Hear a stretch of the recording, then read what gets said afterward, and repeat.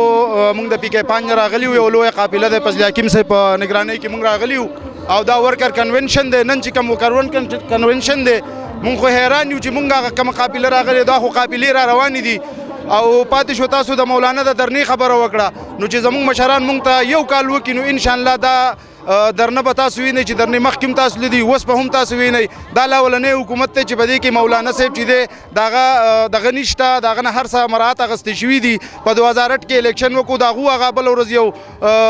کینډیډیټ دا خبره کوله چې په 2008 کې هم داندلي شوي وه موږ غلي پاتې شو په 2013 کې هم داندلي شوي وه موږ غلي پاتې شو په 2018 کې داندلي وشوه نو څه چلو شو په 2018 کې چې دی اوس راوځي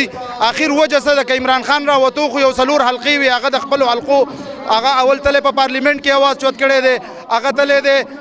عدالت ته تله دی د 4 حلقو ذکر هغه کړی بیا د هغې نه پس دا بار بار هغه دا ویناګانې ځای په ځای کړي دي چې موږ به که تاسو نه موږ به مجبوره شو سړک ته راوځو اخر ما ته ووایه موږ خو د 4 حلقو دپاره راوتي یو چې زموږ چا خبر اخر مولانا د څه دپاره راوځي موږ ته د مولانا صاحب وایو چې د څه دپاره هغه راځي مولانا صاحب د دې دپاره راوځي چې په دې دور کې د هغه نه کور اخیستی شوی دی د هغه نه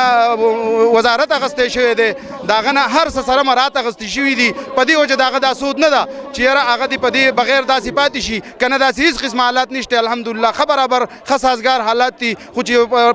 غله په ځان باندې شپه کي نو بیا خو ټوله تیاره تیاره